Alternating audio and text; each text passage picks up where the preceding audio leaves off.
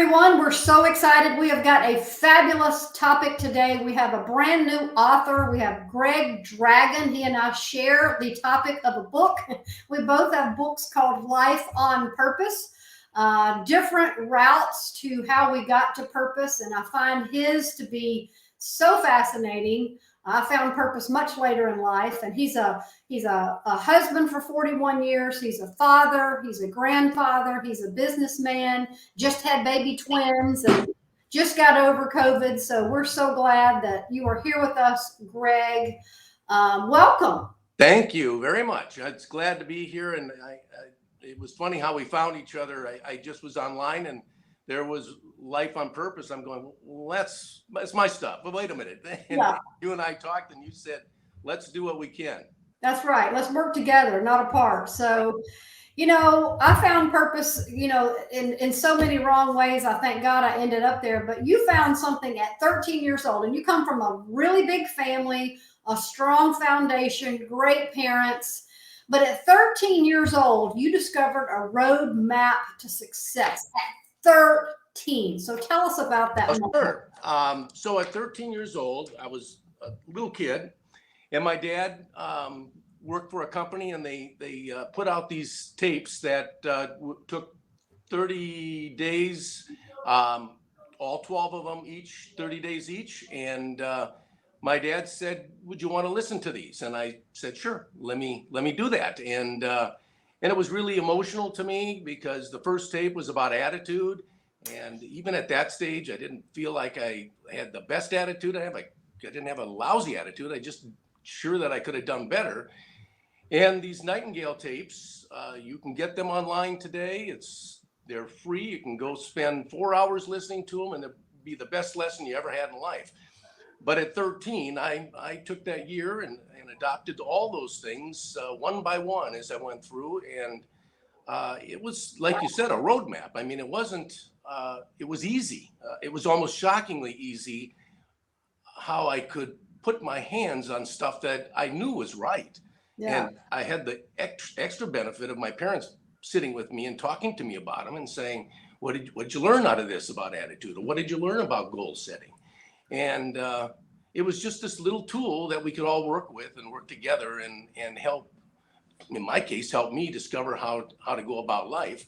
Yeah. And I was blessed with a good faith at the same time. I was Christian, and a lot of this in there is he doesn't talk a lot about God, but he talks about God things in there that need to happen in anybody's lives to be successful.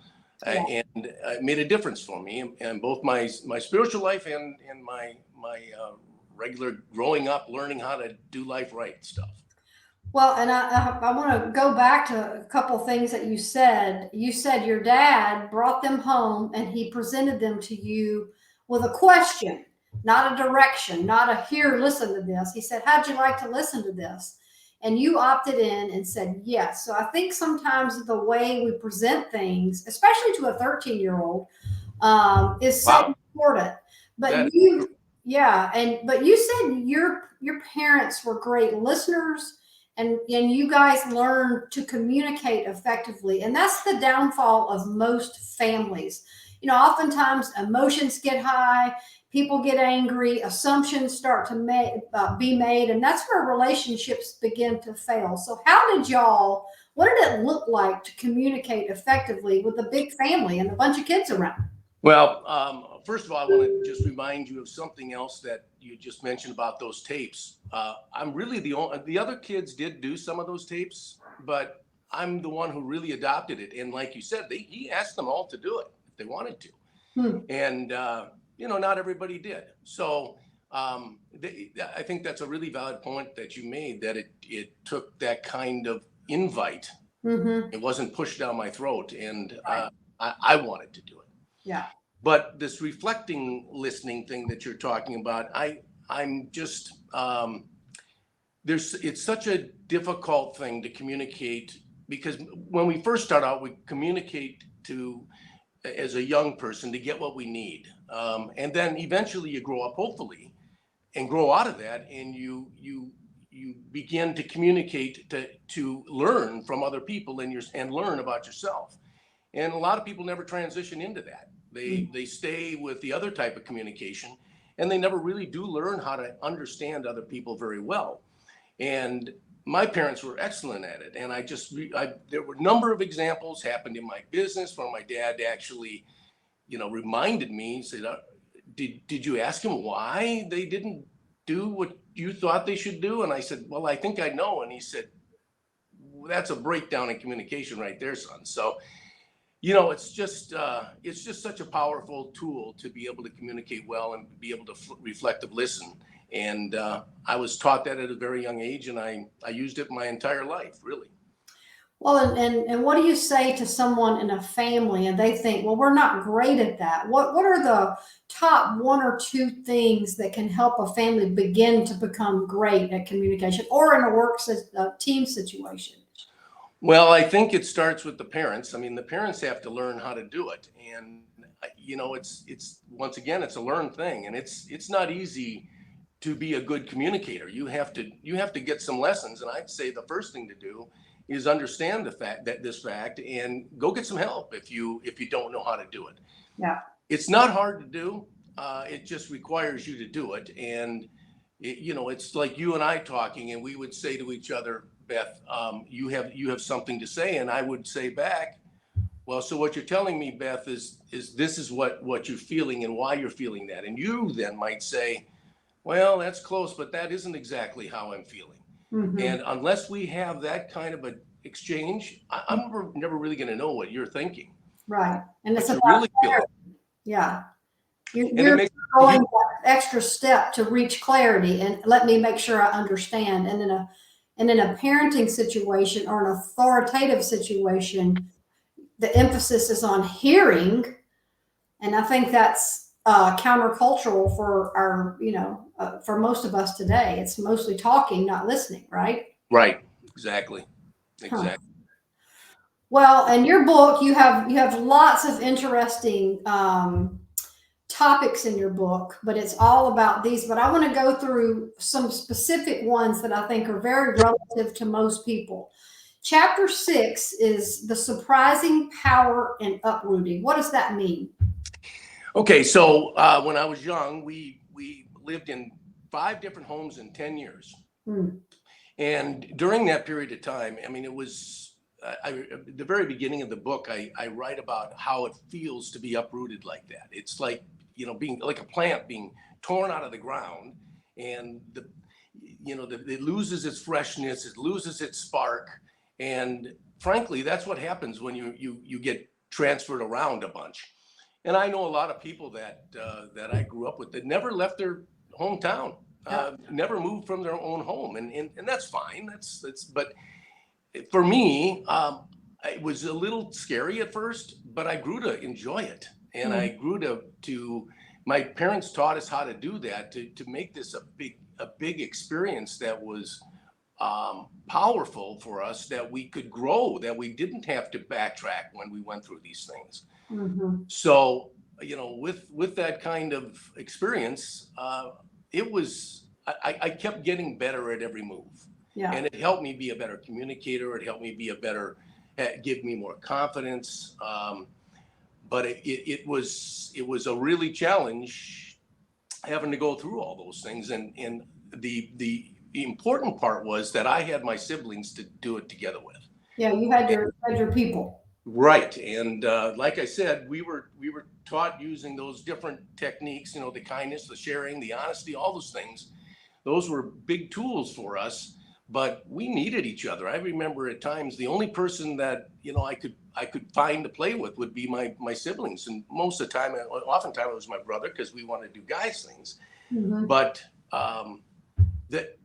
that's when your family comes to the rescue. And I just think I was blessed to have that kind of an experience with them, to be able to learn life together, to experience how to communicate well, and how to reflect whether or not you're not happy with how some of them are behaving, or not being fair or not being kind. And everybody goes through that. Every child does, and yet it's this great experience to do it in a changing environment like that, because sometimes you don't get through it very well.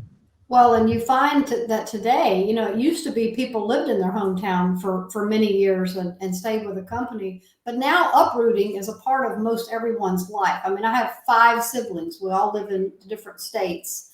And, that's, the jobs, the life that goes. And, I think that predetermining the attitude up front helps that, and it paves the way, which leads into living a life on purpose is being an intentional about everything that you do.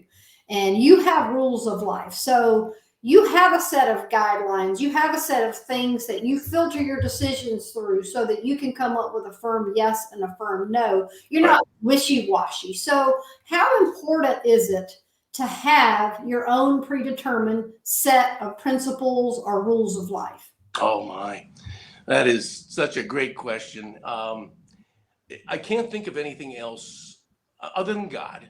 I mean, everything I did as a young person started there. So I used, of course, I had that to reflect on. But life is complicated. There are so many things you have to do when you get out there that without having some of these tools, you're not really sure. And granted, there's more tools in this world than 12. And Earl Nightingale isn't the only person that knows how to explain how to be successful in life. But without a path of any sort, you're as far as I'm concerned, are semi-floundering, or maybe even worse, could be failing. Well, and you use your analogy of the roadmap of life. There's a lot of different directions, and many of them are wrong. You can never find out where you're headed to if you don't have a map. Right. And so, yeah, you're right. You might have a map. If you don't have a map, you likely end up with the wrong tools in your basket there, and you might be in some big trouble. Right. But they were very helpful to me, and the one on ability, or I'm sorry, on attitude. It's a simple thing in there. I wrote about it in 3 pages, and here's the basics of it. First of all, people with good attitudes, they have certain characteristics. I mean, they are just part of them. Mm-hmm. They come to life expectant. They think they're going to be able to do whatever they set out to do for the most part. Mm-hmm. That doesn't come naturally by any individual either. You have to be told that you can be successful. You can accomplish what you want. And I remember hearing those words verbatim. And, there were times that I thought, I'm not sure I can do this one. And I was constantly reminded, whether it was them or I reminded myself, that said, I know this works. Mm-hmm. So keep the right attitude. Mm-hmm. And a couple things he said was, approach each day with the attitude that you have to make yourself into this person you want. You have to act, you have to talk, you have to walk like the person you want to be. Mm-hmm. Now, that sounds weird to some people. It sounds like you're forcing something, but it's not. Feelings trigger actions as actions trigger feelings. Mm-hmm. And you can make these things become part of you if you want to. You don't have to. You can do what you choose. Mm-hmm. But you can definitely make a difference in your life. And the last lesson for him in that lesson was that you should think about this, about your attitude, and realize that you get out of life what you put into it. Yeah. If you treat people the way you want to be treated, you'll get the same thing back. And his lesson was, for 30 days, go to anybody you come in contact with and treat them the way you should treat that person, as they're the most important person in the world. And he said, you won't believe how your world will change. And other person's world too. Their person. Yes, exactly. Right. Yeah. Both of you change. Yeah. And he says, you won't get people to admit it, but frankly, they are the most important person in their life. And that's good. And his all these lessons are chock full of things like this that help you just stopped for a minute and realized, I gave this to my niece, the book, and she said, Uncle Greg, she said, I forgot what my attitude was. I haven't thought about it for so long. And when I read it in your book, I sort of realized that I was missing this whole tool, that I was just walking through life, taking the attitude and taking the results of what was coming. And I had sort of lost the perspective that I could actually be in charge. And that's kind of what this book does. And you also said that when you did the 30-day challenge, I think this is an important point. It wasn't a quick fix, try this a couple of times and see if it works. So be nice to them, twice or, and then come back. Well, that didn't work. I mean, 30 days is commitment, right? 30 days is commitment. And you can change a lot in consistent commitment over time. That's right. And habits form in 21 days. Yeah. And the habit that formed with me, literally that first day when I said, I'm going to act and talk like the person I want to be, somebody who's got his head on straight and successful. And at 13 years old, I could feel the change. Yeah. And, that's just powerful. You're right. It's so powerful, which leads into the value of work and discipline. So, I learned too that work ethic was so important because I was on my own at a young age. And the discipline required to have these attitudes every day and to choose those words every day and preset, some decisions about who you're going to be. So discipline. I mean, we got a world out there that says, do what you feel like, whatever you think today. And, from day to day, we feel differently, but that is lack of discipline. But when you instill discipline, how does that change who you're truly going to become? Right. And, I think back when growing up, I knew, my parents knew we were going to go to college. We all knew we were going to go to college. And there's, again, another learned lesson. I mean, you don't just walk up one day and decide you're going to go to college. Someone has to give you that idea. And some people figure it out on their own, of course, but it's a lot better if you get a little help urging you on. And we also knew we weren't supposed to we weren't supposed to be in the house when we were after 18 years old. We go off to college, and once you're off to college, great, you won't be coming back here. We love you, but go get your life going. And likewise to people or any of our kids that weren't going to go to college, which wasn't going to probably happen. They said, you have to leave the house and go get an apartment now. You're done here living in this house, so off you go, have fun. We're right there behind you. And so we learned that at a very young age. And what that told me was somehow someone was going to have to pay for that college. And my parents told us how they were going to do it at a very young age and said, we'll help you with this much. At 13 years old, I knew I wasn't going to pay for all of it, but I knew I was going to have to pay for some of it.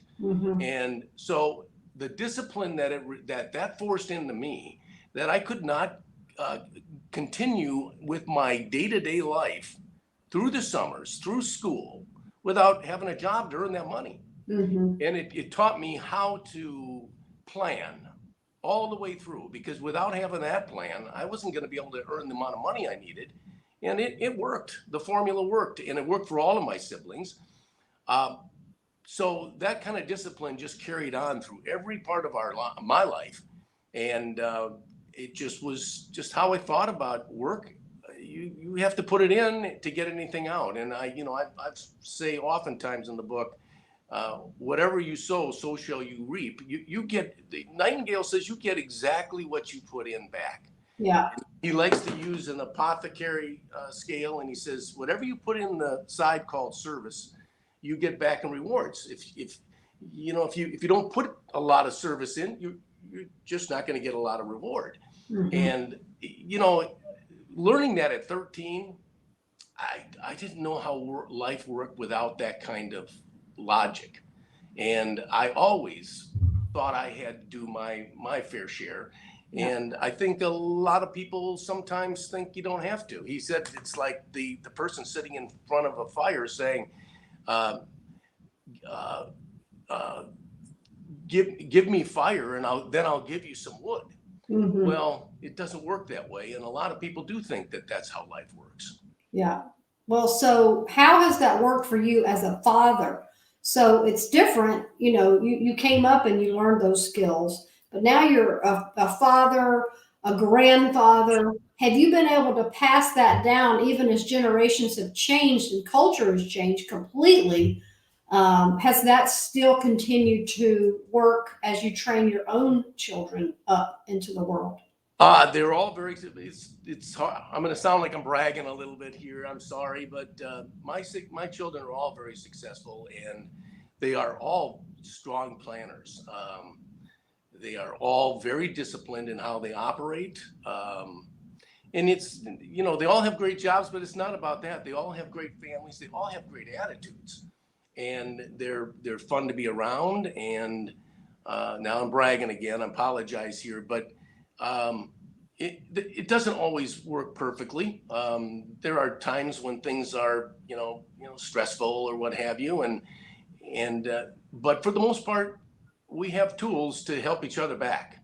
Yeah. And we use the same tools. I mean, they've had the same tools I had for the most part, and they're wonderful, kind, caring adults to each other and to the rest of the world. And I guess I like to think that Diane and I had a little bit to do with that.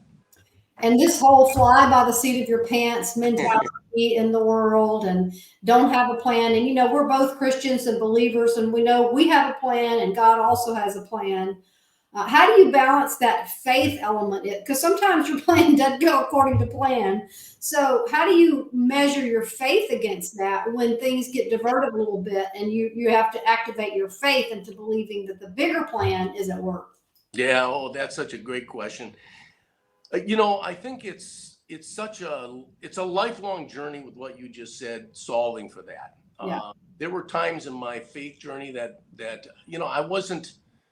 I didn't have that full grip on those feelings that I wish I had all the time. Mhm. In the sense that I had these goals, I had these plans, and I know that's good. I know God. If you read Proverbs, it's packed full of God says, go out and make your plans. You've got to have a plan. You got to do this. Ecclesiastes says nothing isn't, not all things are for the good anymore. So it's something you have to wrestle with all the time. But I got better at it, and part of the reason I got better at it is I was growing up. I was discovering my faith. I worked at it really hard. I transitioned from being a Catholic to a Protestant.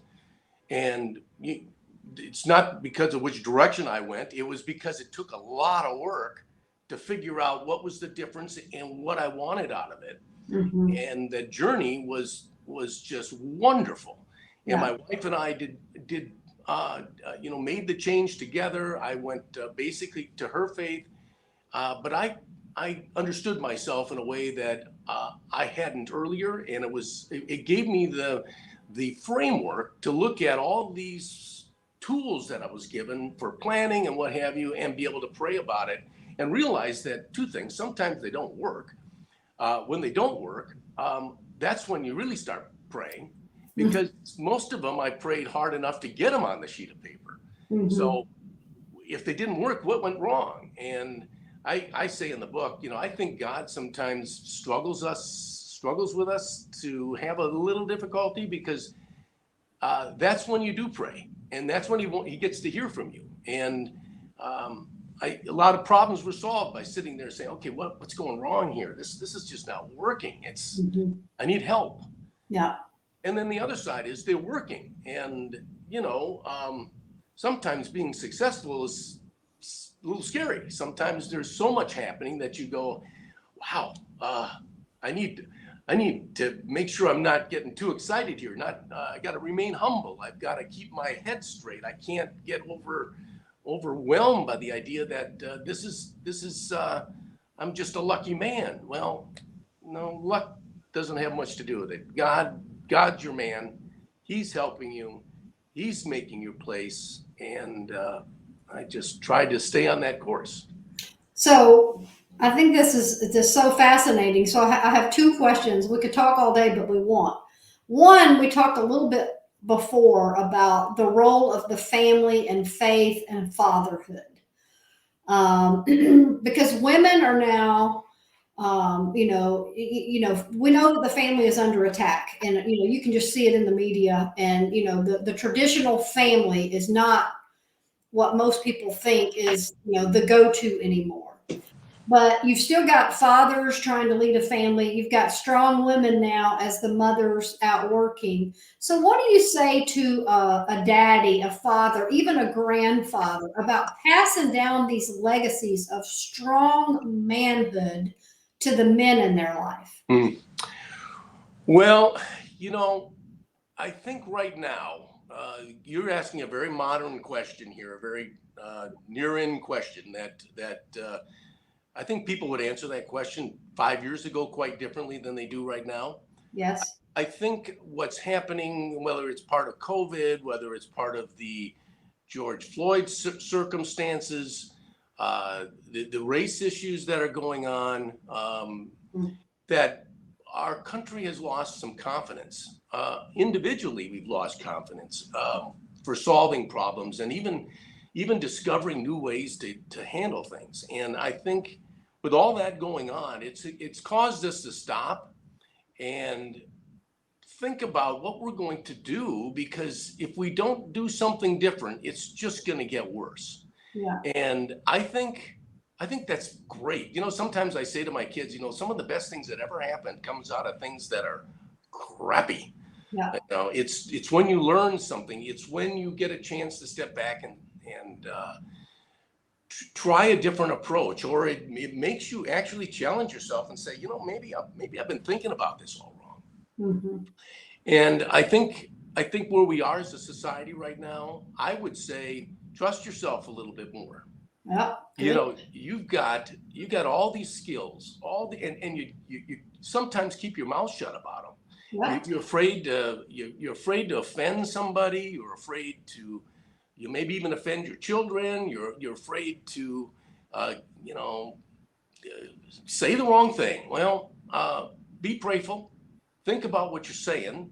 Think about what you want to say and where you're going, and then say it as best you can. But don't sit back and not say anything. Yeah. And what I'd say is, if you are going to, it goes back to what I said. If you're going to say something, you better understand what you want to say, because that's where you're going to discover whether or not you have something important to say. Mm-hmm. And if you think it's important and you haven't done the research, and all of a sudden you're stuck because you can't explain it to somebody, that forces you back on another path, which takes you to a spot where you say, I better understand this a lot better, and I better be able to explain this to somebody that I care about, who are my children or my spouse or my siblings. It makes you go in a good spot, and by challenging yourself to try to be important out there, have a voice. Well, and it's really a consistent theme with you, this productive conversation where you not only speak, but you listen, you reach clarity, you understand one another. And so it boils back down to effective communication over and over and over again, because sometimes tough conversations have to be had. You can't sweep things under the rug in a family, in an office. Sometimes you have to say, whoa, we got to talk about this. I have an opinion on this. Let's kind of talk through this a bit. And you have to, healthy families or healthy teams can have those conversations. Am I correct? Absolutely. Yeah. And it's a good thing to get to the point where you just described, is you have to know yourself. Mm-hmm. And if you don't, I just think people ought to spend a little bit more time trying to think back about who they are and what they're about, mm-hmm. and then make sure they're good with what that is. Yeah. And I know I'm repeating myself here, but it's so important to me that you get to this stage where you actually aren't just a wallflower. That you can't be afraid to talk. You can't be afraid to share. And there's times that I've said some things, and I'm just glad I got it out. Maybe sometimes it isn't perfect, but I'm getting better at it as I go. I like to think. Sometimes I make mistakes, like I said, but I think over time you get better at it. Well, You better stand up. and knowing who you are, one of my purpose principles I use in coaching is also knowing who you're not. I'm not a political activist, so I don't engage on political topics very much because that's not where I'm going to spend a ton of time learning. I mean, I know who I'm going to vote for and I know what my values are, but you don't have to talk about everything that's in the news and act like you know everything. Be comfortable with what you don't know, right? Right. Exactly. Yeah. So yeah, I think, I go back to the book where I talk about the principles. They are so important. And as a parent, that's why I wrote this, I wrote it to my kids because I wanted them to understand this. Yeah. But I also, like I said, as I got going at it, I kept going, my kids' friends, I hear the same stories over and over. I hear the same, or I understand their stories well. And I was really important for me to get it to this stage where I got to share this and share it with them. And who knows what's going to happen of it, but I'm just glad I got a chance to do it. Well, we're going to end on that note. So show us the book and tell Okay. everybody, so why do people need to have this book? Because everybody wants to live their life on purpose, right? Right. So tell us about the cover.